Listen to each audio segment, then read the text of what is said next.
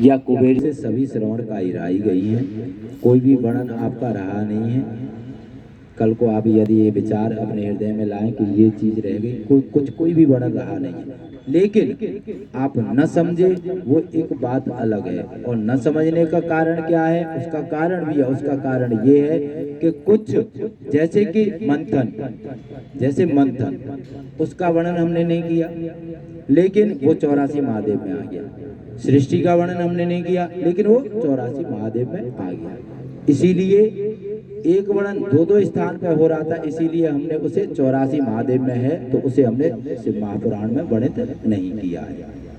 ये हम आपको इसलिए बता रहे हैं कि कभी कभी भक्तों का ध्यान उस ओर केंद्रित हो जाता है कि महाराज जी ने ये तो बताया ही नहीं, लेकिन ये नहीं विचार करते हैं कि 84 महादेव में तो ये चीज आई। आगे वर्णन आता है महाराज कुबेर महादेव जी का। कुबेर जी जो थे उनका एक मित्र था। मित्र कौन था? मणिभद्र। कौन था? मणिभद्र। कुबेर जी और मणिभद्र बड़े ही घनिष्ठ मित्र थे दोनों। एक बार मणिभद्र जी का पुत्र जिसका नाम था बड़ल, वो कुबेर उद्यान में जाता है, कुबेर जी के बगीचे में जाता है। और जब वहाँ बगीचे में जाता है तो वहाँ एक सुंदर नलिनी से अभद्रता कर देता है। क्या कर देता है? अभद्रता। देखो पूर्व में भी कहा गया है और फिर एक बार पुनः दोहराते हैं कि किसी की माया, किसी की संपत्ति, किसी का धन, किसी का रूप देखकर कभी मोहित न होना। किसी के विचार श्रेष्ठ हैं तो वो उसके लिए श्रेष्ठ है, हमारे लिए श्रेष्ठ नहीं है। किसी के विचार यदि अनुचित हैं तो वो उसके लिए अनुचित है, हमारे लिए अनुचित नहीं है। जिसके पास जो है वो उसी के लिए है, हमारे लिए नहीं। किंतु ज्ञान एक ऐसी देवादिदेव महादेव की देन है जो कि यदि हमारे पास है तो आप उसे ग्रहण कर सकते हो, आपके पास है तो उसे हम भी ग्रहण कर सकते हैं। और ऐसा नहीं है कि ज्ञान आप ही के पास है या ज्ञान हमारे ही पास है। ऐसा भी नहीं है कि किसी एक के पास हो। मूर्ख जो होता है ना, उसके पास भी ज्ञान होता है, और जिसे ये जगत विद्वान कहता है उसके पास भी मूर्खता होती है। अर्थात कहने का आशय क्या है कि मूर्ख भी ज्ञानी होता है और ज्ञानी भी किसी स्थान पर मूर्ख हो जाता है। समय सदैव एक समान नहीं रहता। अब महाराज नलिनी जी से अभद्रता कर दी। किसने कर दी? बड़ल ने। किसके पुत्र थे बड़ल? मणिभद्र जी के। अब ये बात पता चली किसको? मणिभद्र जी को।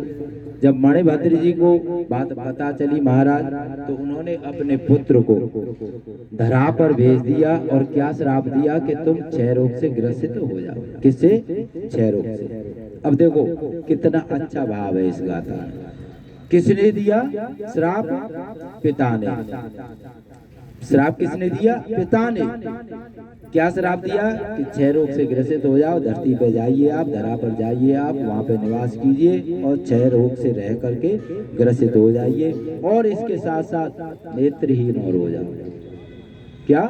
नेत्रहीन और हो जाओ। अब महाराज मानव जीवन प्राप्त करने के बाद बड़ल जाते हैं और जीवन व्यतीत करते हैं क्षय रोग से ग्रसित होकर, नेत्रहीन होकर के। अब वहां तो श्राप दे दिया, धरा पर बड़ल भी आ गए, जीवन यापन कर रहे हैं। अब देखो वहां क्या फर्ज निभाया था? मित्रता का। और मित्रता के साथ साथ कोई भी पिता या माता यदि पुत्र हो या पुत्री गलत कार्य कर रहा है तो दंडित करना आवश्यक है। प्रत्येक अवसर पर दुलार करना श्रेष्ठता का भाव नहीं है। फिर वो कहते हैं ना सिर पे चढ़ गया, फिर वही वाला हिसाब होता है। महाराज अब वहां तो डांट दिया, और डांटा ही नहीं, डांटने के साथ साथ क्या कर दिया? श्राप भी दे दिया। अब वही मणिभद्र जी अपने पुत्र के पास आते हैं। कहाँ आते हैं? धरा पर। और धरा पर जब आते हैं तो क्या करते हैं महाराज? श्राप फलित हो गया। मणिभद्र जी आए और आकर के बड़ल जी से क्या कहते हैं कि पुत्र तुमने किया तो बहुत ही लज्जित कर्म था, किंतु मैं पिता हूं तुम्हारा। वहां मैंने पिता का भी फर्ज निभाया, और मित्र के घर तुमने ये कार्य किया था तो मित्र के घर मैं भी था, तो मैंने वहां मित्रता भी निभाई। किंतु पिता होने के कारण मुझे यहाँ आना पड़ा है। अब मेरा द्वितीय कर्म है, मैं उसे निभाने के लिए आया हूँ। अब मैं तुम्हें आदेश देता हूँ कि तुम स्वयं अवंतिका नगरी में जाओ, और स्वर्ग द्वारेश्वर के निकट, कहाँ पे? अवंतिका नगरी में, और स्वर्ग द्वारेश्वर जी के निकट में एक दिव्य लिंग स्थित है, जो कि तुम्हारे, जो तुम्हें श्राप मैंने दिया है, उस श्राप से तुम्हें मुक्ति प्राप्त होगी उसके दर्शन करने से। तत्पश्चात महाराज बड़ल जी को जब पिता द्वारा ये आज्ञा मिली और उन्हें ये ज्ञात हुआ, तो बड़ल जी तुरंत अवंतिका नगरी महाकाल वन को जाते हैं और उस लिंग की आराधना करते हैं। और देखो, लिंग के मात्र स्पर्श करने से, मात्र स्पर्श करने से उन्हें 6 रोग से मुक्ति प्राप्त हो जाती है, और नेत्र जो अभी तक नेत्रहीन थे वो स्वस्थ हो जाते हैं नेत्र। और उसी दिव्य लिंग का, अच्छा, ये श्राप से मुक्ति किसे प्राप्त हुई महाराज? श्राप से जो मुक्ति प्राप्त हुई वो किसको हुई? क्या नाम था उनका? मणिपुर के बेटे को। हाँ, पुत्र क्यों थे? पुत्र तो थे, नाम भूल गए। बड़ल, बड़ल, बड़ल पुत्र थे मणिपुर। इसीलिए देवाय देव महादेव ने इनकी आराधना से प्रसन्न होकर के उस दिव्य लिंग का नाम जगत में विख्यात किया। किस नाम से? बड़लेश्वर। किस नाम से? बड़लेश्वर, बड़लेश्वर। अच्छा, इनके दर्शन करने से बड़ल जी को क्या प्राप्त हुआ था? 6 रोग से मुक्ति और नेत्रहीन से स्वस्थ नेत्र। इसलिए शास्त्र कहता है कि इनके दर्शन करने से 6 रोग से मुक्ति प्राप्त होती है, मोक्ष की प्राप्ति होती है। यदि नेत्रों में कोई विकार है तो उसमें भी लाभ प्राप्त होता है। इनका जो स्थान है महाकाल वन में, वो सिद्धेश्वर महादेव जी के सम्मुख में विराजमान है। कहाँ? सिद्धेश्वर महादेव जी के सम्मुख। बोलो बड़लेश्वर महादेव की जय। कितने हो गए महाराज? 75, 76 पे तो अब आए। आगे वर्णन आता है महाराज, ये आपने शायद श्रवण किए होंगे पूर्व में, शायद श्रवण किए हों आपने पूर्व में। कश्यप जी की पत्नियां जो थीं, उन कश्यप जी की पत्नियों को एक बार उन सभी पत्नियों ने वर मांगा। किससे मांगा? अपने पति देव से। क्या वर मांगा? आपने सुनी होगी, भागवत सुनी है ना आपने? हाँ, तो आपने सुनी होगी। तो वर मांगा महाराज। क्या वर मांगा? कद्रू जी ने सोन सर्प और पुत्र रूप में, और विनीता जी ने 2 बलशाली पुत्र मांगे। कद्रू जी ने 100 पुत्र मांगे और विनीता जी ने मात्र 2 पुत्र, जो कि बलशाली हैं। कुछ समय बाद महाराज कद्रू जी से 100 पुत्रों की उत्पत्ति होती है, और विनीता जो थी, देखो आपने सुनी होगी, ये सत्य है, लेकिन यहाँ पे कथा परिवर्तित होगी। यही तो विशेषता है 84 महादेव की। इसमें जो गहराई है वो किसी अन्य कथा में नहीं है। 84 महादेव की यही विशेषता है। हम सभी को ये प्रतीत होता है, ये आवाज होता है कि ये तो हमने सुना है, लेकिन जैसे ही कथा आगे की ओर प्रस्थान करती है फिर विचार आता है कि ये कहाँ से आ गया। अब महाराज 100 नागों की तो उत्पत्ति हो गई, किंतु विनीता जी होती थी, विनीता जी को 2 अंडों की प्राप्ति हुई थी। अब अंडों की जो प्राप्ति हुई थी तो उन्होंने उन्हें रख दिया था, दोनों अंडों को। उन्होंने ये विचार किया, एक पात्र में रख दिया कि अपने आप फूटेंगे, तत्पश्चात उत्पत्ति होगी। किंतु उन्हें 1 नहीं, 2 नहीं, 100 नहीं, 200 नहीं, 250 नहीं, 300 भी नहीं, 500 वर्ष हो गए महाराज। किसको? 2 अंडों को। लेकिन उनमें से कुछ निकला नहीं, अंडे जैसे के जैसे। तत्पश्चात विनीता जी ने एक दिन क्या किया, जब कोई पुत्र प्राप्त न हुआ तो उन्होंने एक दिन विनीता जी ने एक अंडा फोड़ दिया। क्या फोड़ दिया? 2 अंडों में से एक अंडा फोड़ दिया उन्होंने, जिसमें से जैसे ही अंडा फोड़ा उस अंडे में से क्या निकला? एक बालक, एक शिशु, एक पुत्र। किंतु उस बालक के महाराज अभी पैर विकसित नहीं हुए थे। क्या नहीं हुआ था? पैर नहीं बने थे, उसके पैर अभी सही नहीं हुए थे। और उसका नाम रखा गया क्या? अरुण। क्या नाम रखा? अरुण। क्रोध में उस बालक ने, अरुण ने अपनी माँ को दासी होने का श्राप दे दिया। किसने दिया श्राप? अरुण ने। किसको श्राप दिया? अपनी माता को दासी होने का श्राप दे दिया। महाराज श्राप देने के कारण, अब श्राप तो दे दिया, अब श्राप दे दिया, ऐसा अधिकांश यही देखा जाता है कि क्रोध में हम किसी कार्य को कर देते हैं, किंतु जब विवेक जागता है तब हम प्रायश्चित करते हैं कि ऐसा नहीं करना चाहिए था, ऐसा नहीं बोलना चाहिए था। अब अरुण जी ने श्राप तो दे दिया महाराज। श्राप देने के बाद में अब उन्हें जब ये विचार आया कि मैंने गलत किया है, अब वो स्वयं को कोसने लगे। कुछ समय बाद एक दिन नारद जी वहां आए। तत्पश्चात अरुण जी ने कहा कि हे देवर्षि नारद जी, आप मुझे कोई उपाय बतलाइए, मैं इस श्राप जो दिया है इस दोष से कैसे मुक्त हूँ। तत्पश्चात नारद जी कहते हैं कि हे पुत्र, महाकाल वन के उत्तर दिशा में, कहा? महाकाल वन के उत्तर दिशा में एक दिव्य लिंग विराजमान है, तुम उनका पूजन कीजिए। महाकाल वन के उत्तर में एक दिव्यलिंग विराजमान है, आप वहां जाकर के उनका पूजन कीजिए। अब वो वहां जाते हैं। कौन जाता है महाराज? अरुण। अरुण जी जाते हैं श्राप मुक्ति के लिए और जाकर के आराधना करते हैं। आराधना जब करते हैं तो देवादिदेव महादेव प्रकट होते हैं और प्रकट होकर के कहते हैं कि पुत्र, तुमने मेरी इतनी आराधना करी है, मैं तुम्हारी भक्ति से प्रसन्न हूँ। वो मांगते उससे पहले ही देवादिदेव महादेव कहते हैं कि तुम्हारे सभी दोषों को मैं आज से मुक्त करता हूँ, दोष मुक्त करता हूँ। और क्या कहते हैं कि तुम्हारी भक्ति से प्रसन्न होकर मैं तुम्हें आज ये वरदान देता हूँ, ये घोषणा करता हूँ कि आज से ये दिव्य लिंग तुम्हारे नाम से जाना जाएगा। यदि कोई साधारण मानव या कोई भी अनजाने में भी यदि इसका दर्शन कर लेता है तो उसे पितृ मोक्ष प्राप्ति होगी। क्या प्राप्ति होगी? पितृ मोक्ष प्राप्ति। और इनका जो स्थान है महाराज कहाँ पर है? पिशाच मुक्तेश्वर ऋषि के निकट। पिशाच मुक्तेश्वर जो हमने अभी वर्णन किया था कल या परसों, उनके निकट में इनका स्थान है। और उसी समय से देवादिदेव महादेव ने इनका नाम क्या रखा? अरुणेश्वर महादेव। क्यों? क्योंकि ये अरुण जी ने पूजित हुए थे, इसलिए अरुणेश्वर महादेव। बोलो अरुणेश्वर महादेव की जय। ये आपके कितने हो गए महाराज? 76।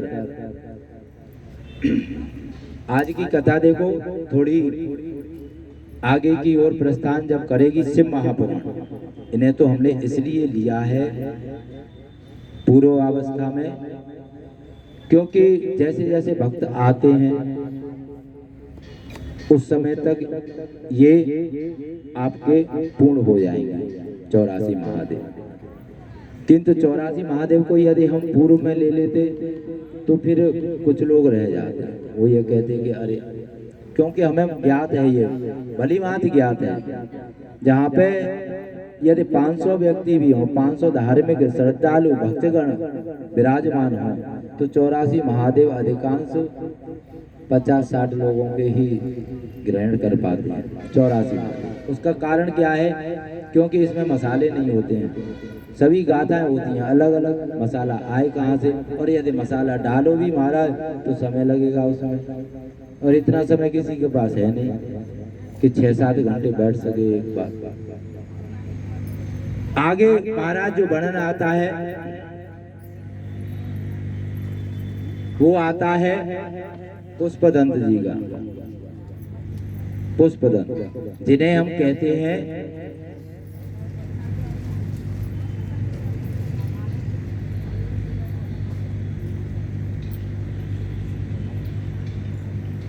जिन्हें 84 महादेव में पुष्प दंतेश्वर महादेव कहते हैं।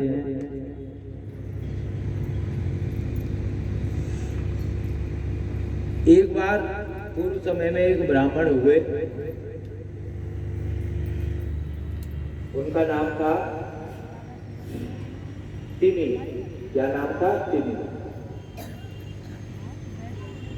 जिनके कि ब्राह्मण तिमी के कोई पुत्र न था, निसंतान थे, उनके कोई पुत्र न था। तो एक बार उन्होंने ब्राह्मण तिमी ने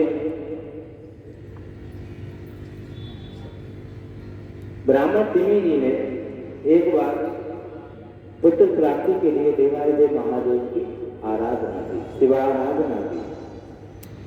और जब शिवाराधना की महाराज, तो एक दिन माता पार्वती के कहने पर देवादिदेव महादेव ने अपने गण, किसको? अपने गण,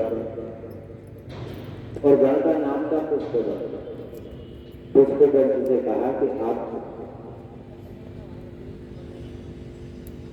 पुष्पगण ने कहा कि पुत्र, तुम ब्राह्मण के घर जाइए और पुत्र रूप में जाइए। किस रूप में? पुत्र रूप में। अर्थात अपने गण से कहा, माता पार्वती के कहने पर पुष्पदंत से देवादिदेव महादेव ने कि आप ब्राह्मण के घर जाकर के जन्म लीजिए पुत्र के रूप में, आज्ञा दी। अब महाराज आज्ञा तो दे दीजिए, तो पुष्पदंत जी ने क्या किया? आज्ञा नहीं मानी। किसकी आज्ञा नहीं मानी? देवादिदेव महादेव की, अपने आराध्य की आज्ञा नहीं मानी। और जब महाराज आज्ञा नहीं मानी देवादिदेव महादेव की, तो देवादिदेव महादेव ने पुष्पदंत जी को धराकर जाने का श्राप दे दिया। धराकर जाने का, मानव जीवन व्यतीत करने का उन्हें श्राप दे दिया। और अपने पुत्र, एक गण था जैसे पुत्र मानते थे देवादिदेव महादेव, जिनकी हम गाथा श्रवण कर चुके हैं। 84 महादेव में आए थे। देवादिदेव महादेव और माता पार्वती के एक पुत्र हुए थे, उनका नाम था वीरक। श्रवण किया था ना, वीरक। तो उनसे कहा कि पुत्र ऐसा कीजिए, तुम जाइए और तुम जाकर के ब्राह्मण के यहाँ पुत्र रूप में जन्म। तो वीरक चले जाते हैं। इधर महाराज अब पुष्पदंत जी क्या करते हैं? पुष्पदंत जी तो धरा पर आ गए। अब धरा पर जब आ गए, तो धरा पर आकर के वो रुदन करने लगे, विलास करने लगे। रुदन क्यों करने लगे? क्योंकि वहां से यहाँ मैंने आज्ञा न मानी देवादिदेव महादेव की, अपने आराध्य की।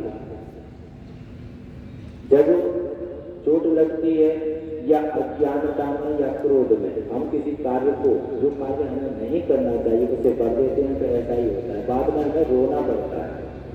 अब महाराज विलाप करते हैं, रोते हैं। कौन? पुष्पदंत जी धरा पर आकर के। तत्पश्चात कुछ समय बाद एक दिन देवादिदेव महादेव, शिव और शिवा, माता पार्वती और महादेव दोनों वहां आते हैं। और आकर के देखो जैसा भी है तो अपना है, तो अपना पुत्र तो अपना ही है, गण तो अपना ही है। उसने गलती की थी, त्रुटि की थी, उसे श्राप दे दिया, आविष्कार दी। ये थोड़ी है कि अब उसकी सुधी कर। यही तो करुणा है महादेव की। महादेव की जो लीला है वो दयालुता, उनमें देखो भक्ति भी कई प्रकार की होती है। यदि हमसे पूछा जाए ना, तो हम कौन सी भक्ति करते हैं? बताएं आप कौन सी भक्ति करते हैं? आप लोग बताइए, बताइए कौन सी भक्ति करते हैं? क्या नाम है आपकी भक्ति है? किसी को पता है? आप भक्ति जो करते हो उसका नाम है। एक भक्ति जो होती है इच्छा भक्ति, गिनते जाओ। एक मोह भक्ति और एक होती है भय भक्ति। एक भय भक्ति होती है। भय भक्ति कैसी होती है?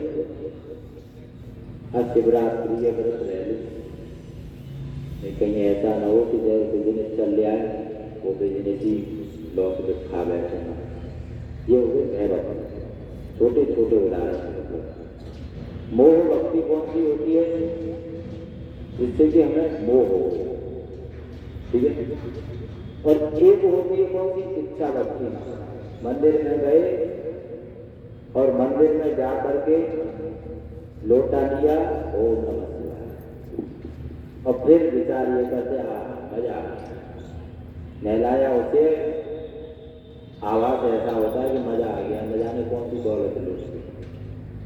और फिर जैसे ही लोटा वापस आता है, हाथ इतना ही वापस आता है, तब तक तो लेके पहुंच जाती है कि ये काम कर देना मेरे, ये कार्य कर देना, वो होती है इच्छा भक्ति। यदि सत्यता में देखा जाए तो भक्ति जो होती है वो निस्वार्थ भक्ति कहलाई है, वही भक्ति सफल भी होती है। भक्ति सफल भी वही होती है जो कि निस्वार्थ है। और जो भक्तियां हैं ये एक दिखावा होता है एक प्रकार। देखो कहना नहीं चाहिए व्यासपीठ से, लेकिन सत्य बताएं,